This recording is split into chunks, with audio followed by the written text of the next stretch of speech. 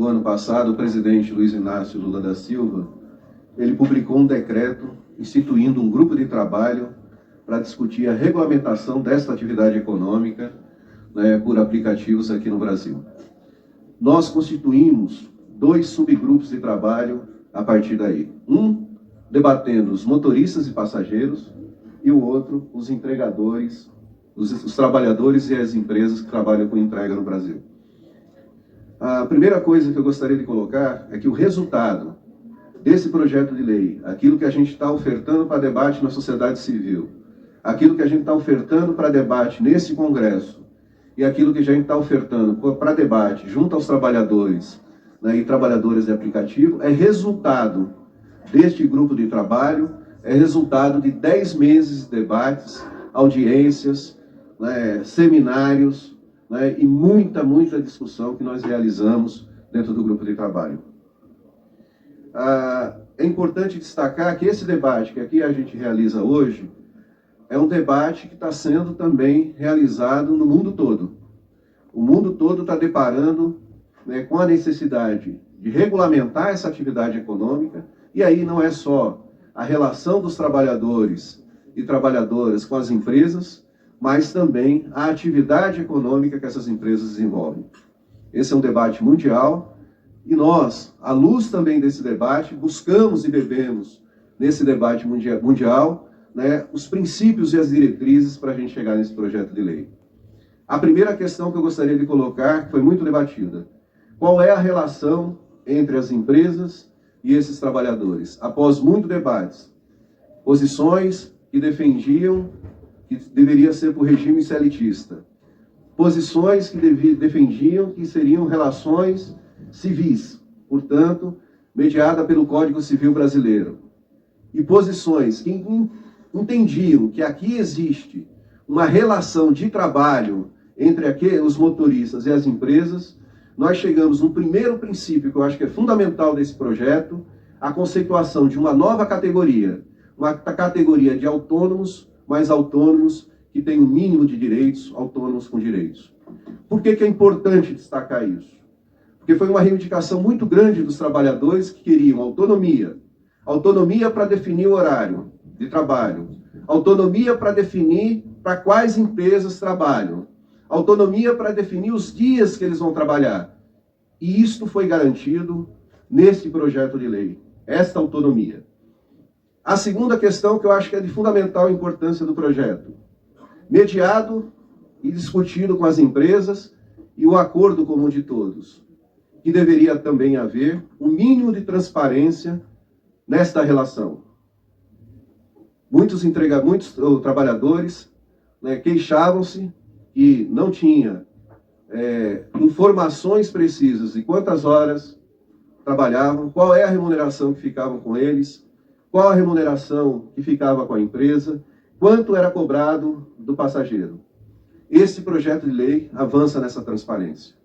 Ele garante que todos os trabalhadores terão um relatório, um extrato, assim como o governo, de quantas horas foram trabalhadas, quanto foi a remuneração dada para cada trabalhador, quanto foi a remuneração para cada empresa também. Cada empresa retirou desse processo.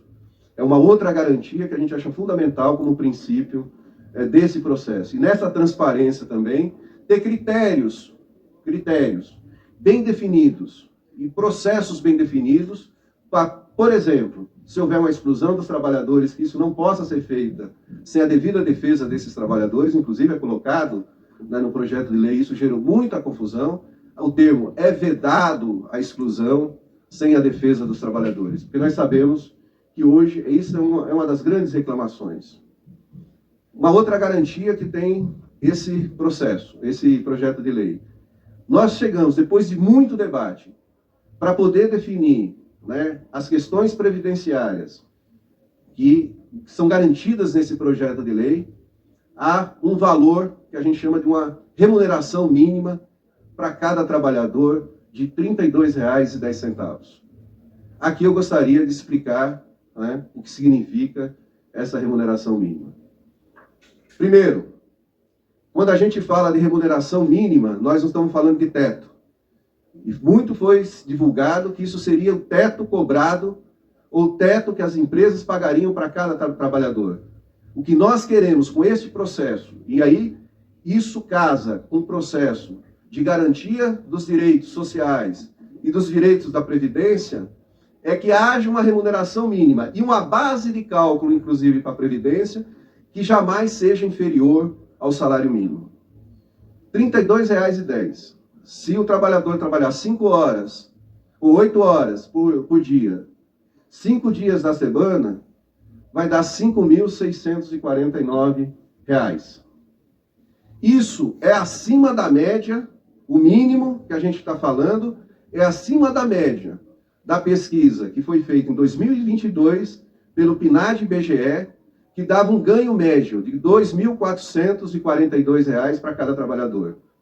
E também muito acima da grande maioria de uma pesquisa feita em 2023 pelo próprio Ministério do Trabalho, através da carteira digital, que apresentava que só apenas 12% dos trabalhadores no país e 16% dos trabalhadores e trabalhadoras da região sudeste ganhavam acima de R$ 4.000. Mas nós queremos que todos ganhem o máximo que puder.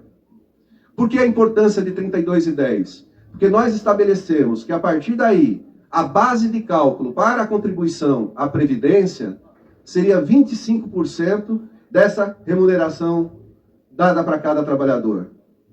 O que vai dar em torno de R$ 8,00 a contribuição do trabalhador, e a empresa contribuirá com 20% sobre esta base de cálculo. E a partir daí a gente garantiu direito à aposentadoria, direito à licença maternidade, direito se sofrer um acidente, que tem uma cobertura para esse trabalhador, inclusive para a família desse trabalhador, para que não ocorra o que a gente vivenciou recentemente na cidade de São Paulo, e a partir daí a gente possa ter um mínimo de garantias para todos os trabalhadores e a garantia previdenciária. Tem uma série de questões que ainda trata o projeto, do ponto de vista do trabalho decente, das questões de segurança no trabalho, e aí entra a jornada máxima de trabalho, de 12 horas, pode trabalhar em mais de uma plataforma, pode trabalhar vários dias da semana, não apenas os 5 dias da semana, mas nós estabelecemos um limite de jornada máxima de 12 horas, que é o parâmetro, inclusive, para todos os trabalhadores que atuam na área de transportes. Se nós formos verificar os trabalhadores e caminhoneiros, autônomos de caminhão, se nós formos verificar os motoristas e passageiros de ônibus, ninguém pode ultrapassar essa jornada com a questão de segurança do trabalhador e também de segurança dos passageiros. Para finalizar.